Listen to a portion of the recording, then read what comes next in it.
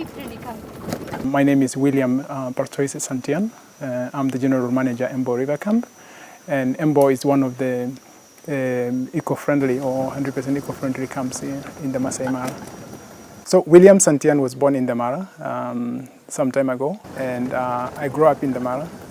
I grew up being with the animals, both domestic and wild.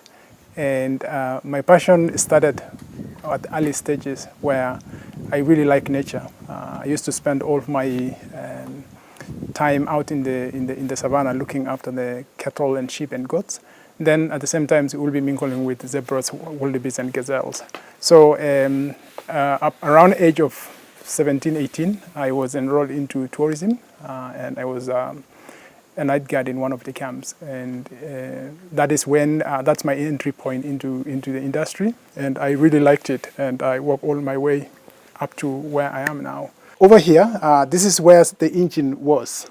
And the engine had been taken away and is being compensated with the electrical system. And on this box, we have two compartments. The lower compartment here is where the batteries are. And then this is where the BMSs are, or the battery management system. And then on top here is the controller. About 3.5 years ago, this came into reality when we met with my business partners here, which is Valerie and Loic. And I was a manager in one of the camps. I was managing a camp in the Mara. So they came in as guests. And after their first game drive, they were telling me what they see, what happened out there when they're out on game drive. Obviously, there were some not so good things happening there. People were shouting. The driving of the vehicles, the fume and everything. And even them, during their experience in tourism and wildlife, being guests in different areas of this world, their passion always is having a sustainable safari or doing a sustainable trip to wherever they want to go. So in this evening, we were discussing, I actually hosted them over dinner, so we were discussing about how can we contribute, or how can someone contribute into an eco-friendly environment, getting away with all the vehicles or internal combustion vehicles, and having an electric vehicle on safari. What can we do doing this? After that conversation, we actually started thinking, like all of us went back to thinking, and how can we make this a reality? And with that, we created a WhatsApp group page called Road to Big 20. So this became our official communication WhatsApp channel, and we had that for 1 year, talking about all different scenarios. How can we do that? Where can we get an electric vehicles? What else need to be part of our innovation and creativity? What are we going to do? Are we going to do the lodge? Are we going to do just a transport safari company? What are we looking at exactly? So we actually settled on having a camp, but we want to have a camp that is sustainable and carbon neutral.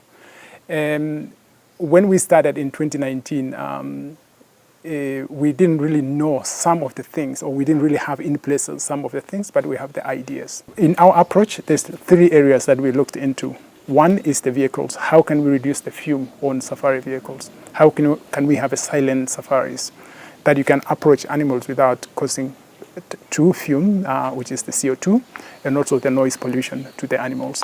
And number 2 is the waste management. How are we going to manage our waste? Because having an operation like this, you always create a lot of waste. And that is one of the things that we really looked at the beginning. Our solid waste, how are we going to do with our plastic, our paper, and our glass and metal that we produce in the camp.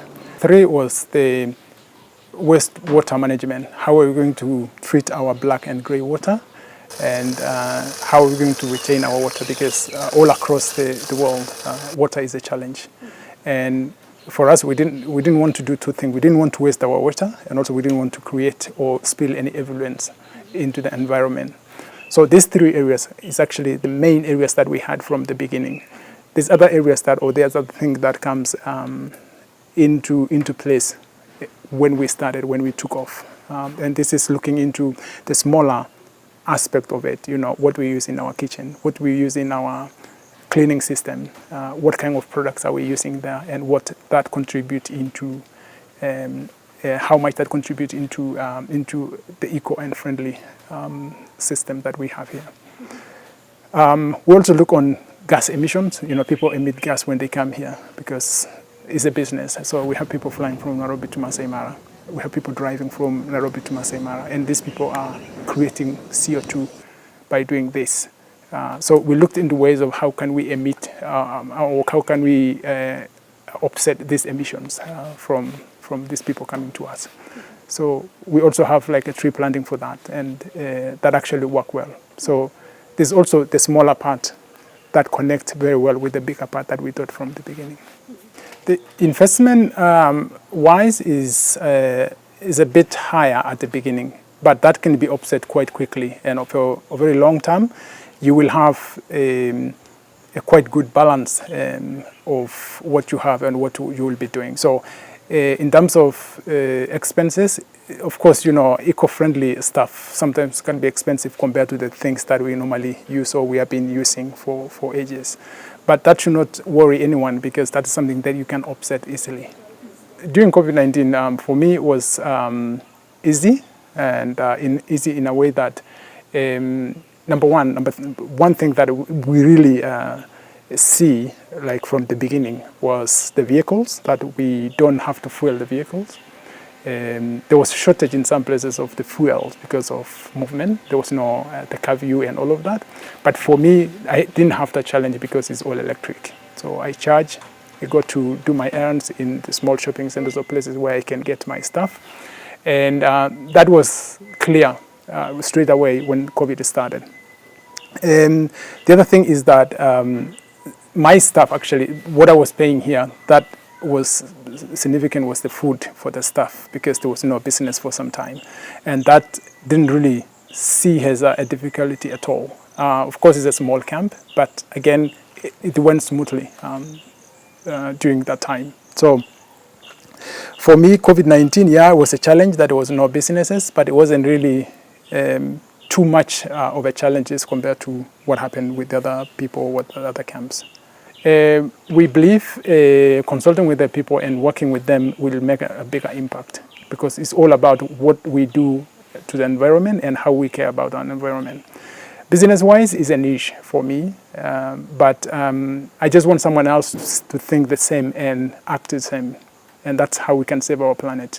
And the camp that we are consulting with, they actually see what we do. They hear us from word of mouth, from guests. They see our documentation and advertisement, and they want to do what we are doing.